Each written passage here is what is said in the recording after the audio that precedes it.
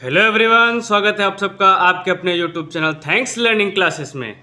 आज आपके लिए लेके आ गए हैं हिंदी सब्जेक्ट। इसमें आप देखने वाले हैं हिंदी पद्य साहित्य का विकास। इसमें आपको दो टॉपिक पढ़ने हैं, रीतिकाल एवं आधुनिक काल। टोटल 5 MCQ आएंगे और 5 मार्क्स के आएंगे। अगर आप वीडियो पूरा देखते हैं तो यहाँ से आपका रीतिकाल जो टॉपिक है बहुत ही अच्छी तरीके से तैयार हो जाएगा। कोशिश करेंगे 2 से 3 वीडियो में ये टॉपिक पूरा फिनिश कर देंगे। अगर आप ये सब वीडियो देखते हैं तो ये 5 नंबर बिल्कुल आपके पक्के हो जाएंगे। तो वीडियो को शुरू से अंत तक जरूर देखें। स्टार्ट कर देते हैं रीतिकाल। सबसे पहले रीतिकाल में सन पूछ लिया जाता है कि इसका सन कब से कब तक माना जाता है।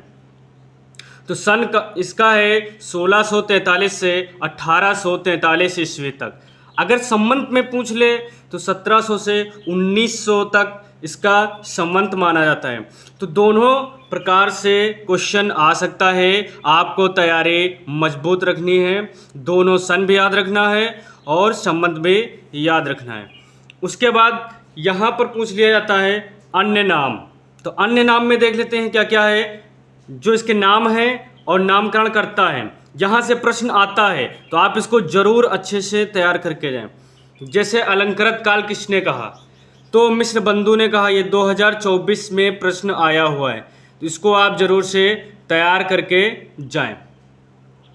उसके बाद है कलाकाल। डॉक्टर रामकुमार वर्मा व डॉक्टर रमाशंकर शुक्ल रसाल ने ये नाम दिया कलाकाल। उसके बाद देखेंगे श्रृंगार काल। आचार्य विश्वनाथ प्रसाद मिश्र ने श्रृंगार काल कहा। रीति श्रृंगार डॉक्टर भागीरथ मिश्र ने कहा। अब रीतिकाल वेरी इंपॉर्टेंट है। रीतिकाल किसने कहा? आचार्य रामचंद्र शुक्ल ने रीतिकाल को रीतिकाल नाम दिया। तो यहाँ तक जो टॉपिक है ये आप तैयार करेंगे। यहाँ से क्वेश्चन पूछता है, सन से पूछ लेता है क्वेश्चन, और ये किसने नाम दिया यहाँ से क्वेश्चन आ जाता है। उसके बाद देखेंगे रीतिकाल का वर्गीकरण, या हम कह सकते हैं रीतिकाल की धाराएं। तो इनको तीन भागों में बांटा जा सकता है, या हम कह सकते हैं 3 प्रकार की धाराएं हैं। कौन कौन सी? पहली है रीतिबद्ध काव्य धारा, दूसरी है रीति सिद्ध काव्य धारा, और तीसरी है रीति मुक्त काव्य धारा। आप इसको डिटेल में थोड़ा सा देखते हैं। सबसे पहले आ जाते हैं रीतिबद्ध काव्य धारा।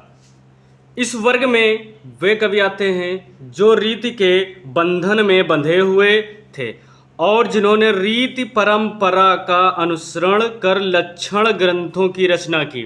ठीक है, तो इस प्रकार के जो कवि थे रीति के बंधन में बंधे हुए थे और उन्होंने लक्षण ग्रंथों की रचनाएं की। इसमें कुछ देखेंगे इंपॉर्टेंट जो इसके कवि हैं और उनकी रचनाएं हैं। जैसे पहले कवि यहाँ पर ले लेते हैं भूषण जी हैं। देखिए 2023 में 801 डिसीज का कोड है, यहाँ पर यह प्रश्न पूछा गया है। तो भूषण रीतिकाल के एकमात्र ऐसे कवि थे जिन्होंने वीर रस से ओत प्रोत रचनाएं लिखी। अब इनकी रचनाएं कौन कौन सी हैं? शिवा शौर्य, छत्रसाल दशक, शिवा बावनी, छत्रसाल प्रास्तिश और शिवराज भूषण। ये इनकी इंपॉर्टेंट रचनाएं हैं, जरूर से याद करें। उसके बाद दूसरे नंबर पे जो कवि हैं चिंतामणि, इनकी एक रचना बहुत फेमस है कवि कुल कल्पतरु, इसको आप जरूर से याद रखें। उसके बाद है तीसरे नंबर पर कवि का नाम मतिराम, इनकी रचना है रसराज ललित ललाम। 4 पर आ जाएंगे तो यहाँ पर है देओल, कवि का नाम है, और इनकी रचना है भाव विलास, इंपॉर्टेंट रचना है, पूछी गई है। भवानी विलास, काव्य रसायन, ये इनकी इंपॉर्टेंट रचनाएं हैं।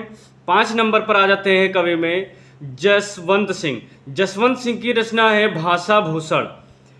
क्वेश्चन इस पे आ जाते हैं 6 पर।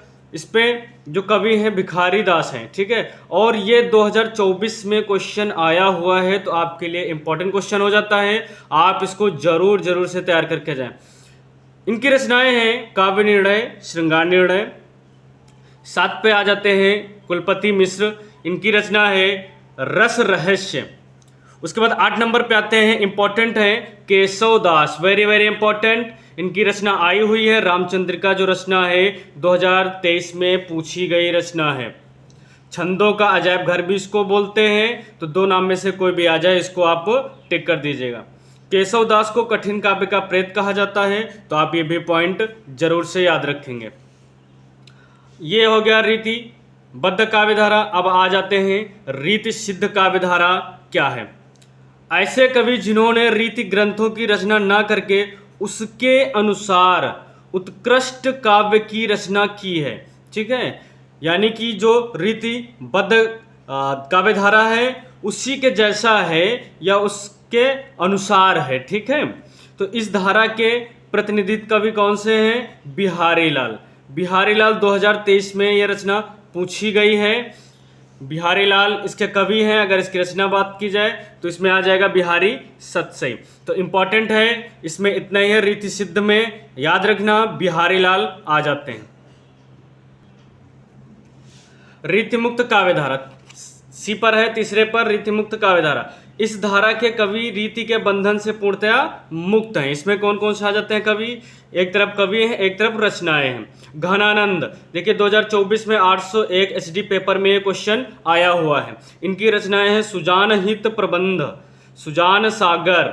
उसके बाद है आलम, आलम की एक रचना है इंपॉर्टेंट, आलम केली। बोधा, इनकी दो रचनाएं हैं विरह वारिश इश्कनामा। नंबर 4 पे है ठाकुर, इनकी रचना है ठाकुर ठसक।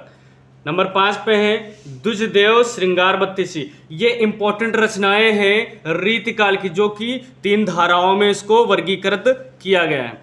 कभी कभी यहाँ से क्वेश्चन पूछ लेता है कि रीतिकाल की प्रवृत्तियाँ या इनकी विशेषताएं बताइए, तो यहाँ पर कुछ इंपॉर्टेंट इनकी प्रवृत्तियाँ लिए हैं, तो इनको भी देख लेते हैं। श्रृंगारिता या श्रृंगारिकता, रीति लक्षण ग्रंथों का निर्माण, अलंकारिता एवं ब्रज भाषा का प्रचुर प्रयोग, आश्रयदाताओं की प्रशंसा, राज प्रस्तुति, नारी सौंदर्य का चित्रण इंपॉर्टेंट है, याद रखिए। भक्ति और नीति, उद्दीपन रूप में प्रकृति का चित्रण। यहाँ से भी क्वेश्चन आ रहे हैं, प्रवृत्तियाँ या विशेषताएं पूछी जा रही हैं, तो आप इनको जरूर से याद करें। अब नेक्स्ट पार्ट में आप देखेंगे आधुनिक काल। ये है पार्ट 1, आप पार्ट 2 देखना ना भूलें, उसको भी देखें।